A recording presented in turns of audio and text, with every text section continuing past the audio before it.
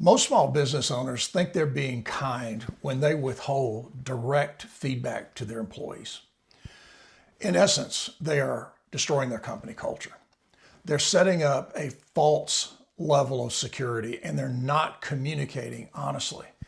And we all know as business owners that honest communication within your company is vital. It's incredibly important to the day-to-day function of your business. Today, we're going to talk about a process called radical candor. And radical candor is this standard or method of business communications that I believe will help you in every level of communications within your company. Radical candor was developed, created, and written about by Kim Scott. Kim Scott is a very well-known author who has been a manager in many tech companies, West Coast companies typically, but very, very successful in analyzing how communications and radical as in the hard side, care being in the personal and empathy side of communicating with employees. But let's look at radical care in the way it's laid out structurally, and it's called radical candor, which means care and candor. You're going to be direct and blunt. If you think about that radical candor, it's going to show you that you are direct and honest with the employee, but you're going to give them a connection that you don't just want to beat them up. You actually want them to be better, to do better. If you think to things like this standard that we're talking about today, radical care, there's always the business function. If you're going to own a company, no matter what your culture is, you can't get away from the principles of business, and that is having a group of people working toward a common goal to be profitable and sustain the life of the company. So those are the base levels of knowledge. That's the base of operations that we're always going to be talking about. So we talked about the first step is radical candor. Candor and caring. The second is ruinous empathy. Now just think about that. Have you had an employee that you just felt like you couldn't come down on them? They needed it, they needed to hear it, but you couldn't really pull the trigger on that. You wound up in the end sugarcoating what should have been a dressing down, a calling out, or a pointing out of a mistake. Ruinous empathy is exactly that. It will ruin that employee's growth and it will ruin their association through their relationships within the company because you're not giving them the direction they need to have. And remember, we always take the business approach of giving directions, no matter what the company culture is. It's just how you deliver it that's very important. The third of the radical candor styles can be obnoxious aggression. Well, that's just when you have all candor and you don't care. You're that manager, and look, we've all had them. We've all worked under the guy or gal who's just going to be blitzing you. They're just going to blow you away, and they're not really interested in how you feel about it. That is obnoxious aggression. The fourth step or style is manipulative insincerity. Okay, let's think about that. The manipulative insincerity is really just a passive aggressive mentality or one of just pure backstabbing. You know, they will say one thing to you. As a manager, they tell you one thing and then they tell people in the company another thing. That's a destructive thing. It's not good for anyone in the company. Now, as we think about this, if you just look back on evaluations you've given or conversations when there was an issue going on, you've probably had the fringe, if not the exact, of each of these. Care and candor, care, no candor, candor, no care, or passive aggressive backstabbing. Have you just dipped your toe in every one of those? Because to be very honest with you, over my 38-year career of managing in many different levels and many different companies, I've done basically each one of these to a certain degree. And what the harm is it doesn't show honesty. When I was a young manager at J&J, I had a senior manager tell me that he didn't think I would be very successful because I cared too much. I cared about the employees I was managing much too much. I was too close to them, I had too much empathy for them, and I would fail. Well, that conversation really pissed me off. I'll be honest with you. It really set the tone for me to think about that. I don't believe he was setting me up. I don't think he was teaching me. I think he really felt that way because I am an empathetic person.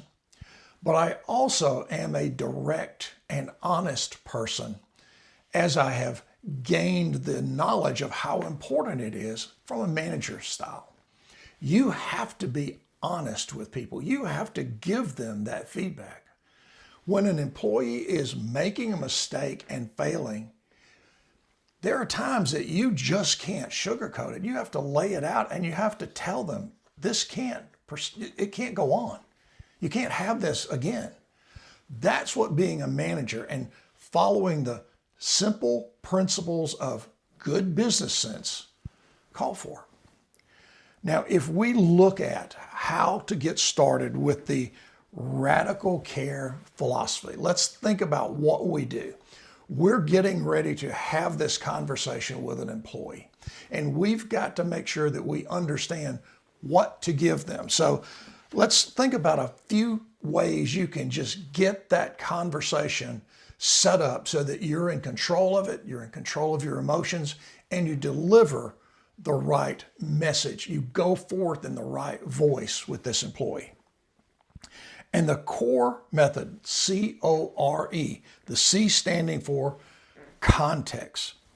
Cite the problem. In other words, make sure that you explain, you lay out exactly what you're talking about.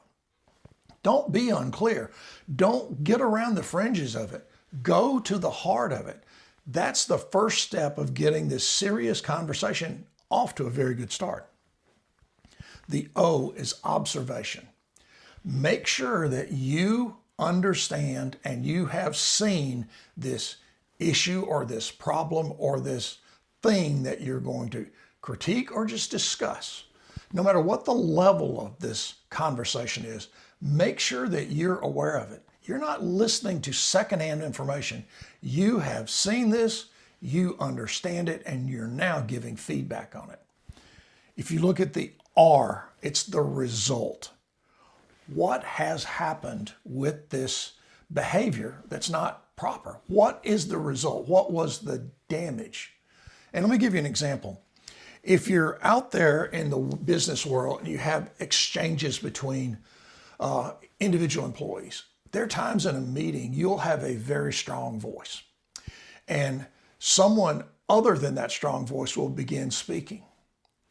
That strong voice can jump in, stop the other voice from being open and saying what they want to say. Just cut them off and proceed to explain it and proceed to take over that conversation.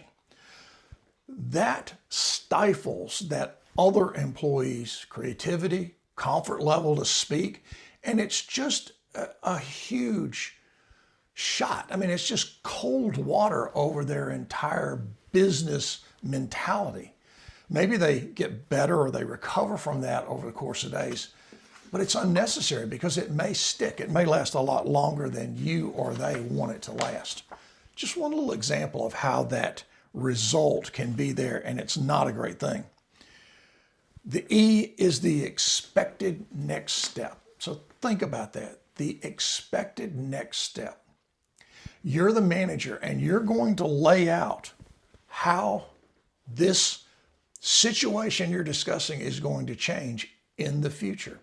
That is the expected next step, the future. The next time this situation arises, if it repeats in the wrong style, there has to be much stronger consequences, whether it's retraining, whether it's a much more formal write-up, if that's what you do in your company, or if it's just an outright dismissal. If it's gotten to the point where you can't confidently feel like you're going to change it, maybe you make a change. I'm not sure, and I would leave that up to your discretion. It's very important to be comfortable with the information before you start your conversations.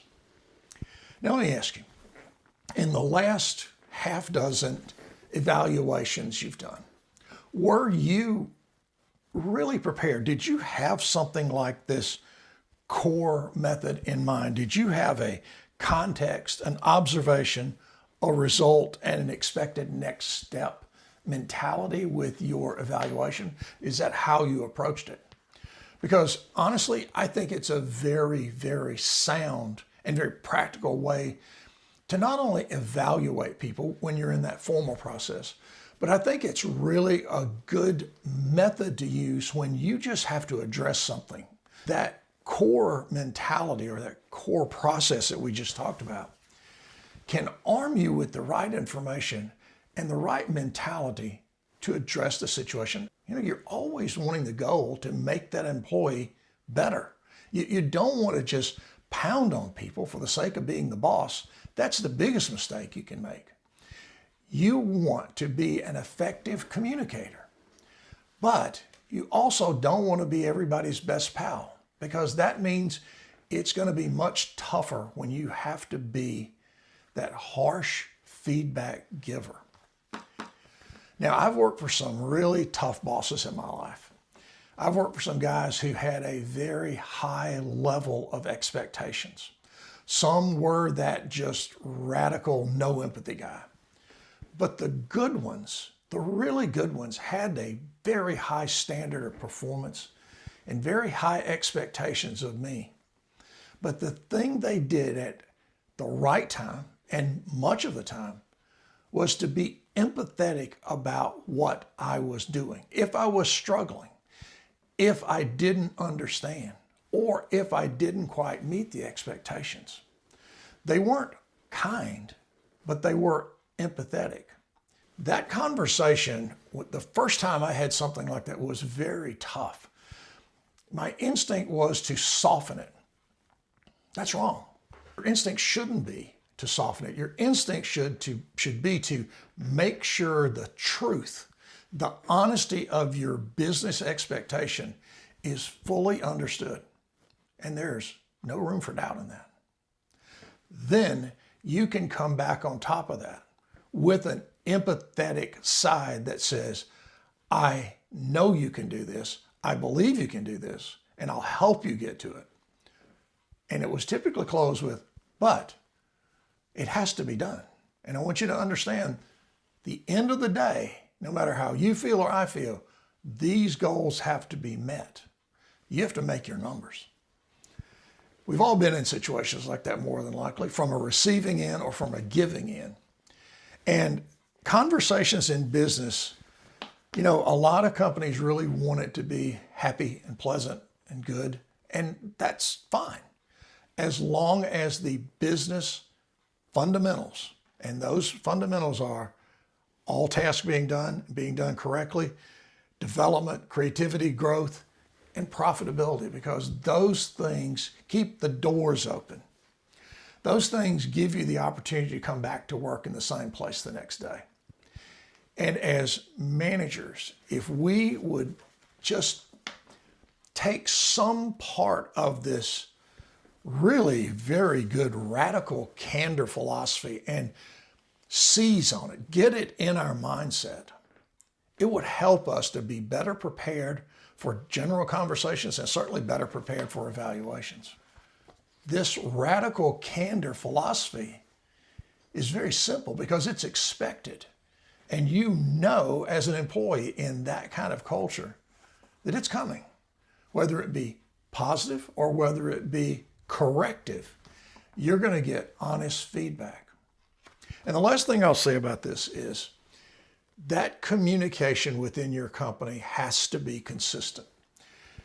Nothing harms a company more because people in a company talk. They really understand everything. There are very few secrets.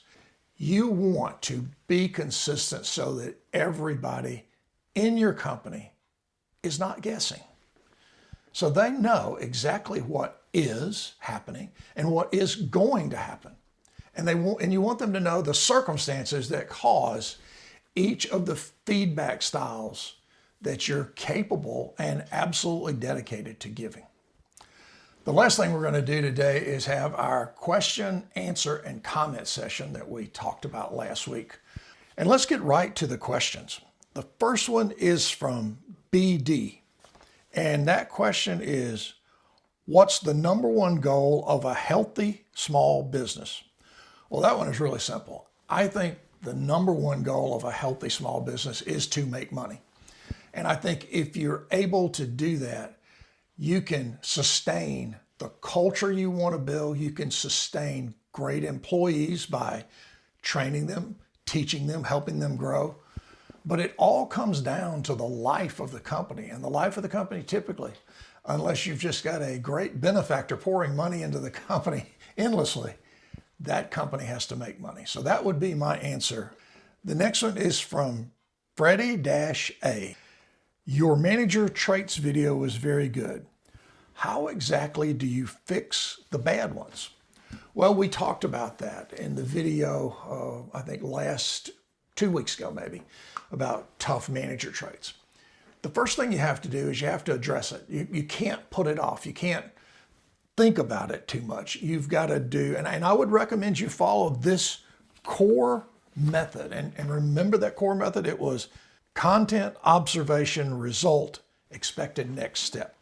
If you've got that kind of conversation, facts, and ideas ready for your conversation with the manager in question, you're going to be able to lay things out.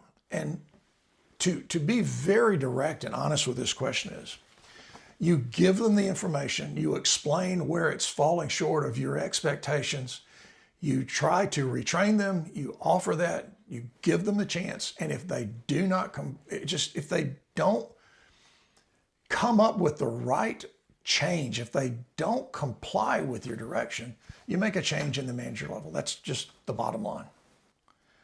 And question last comes from Lonnie P.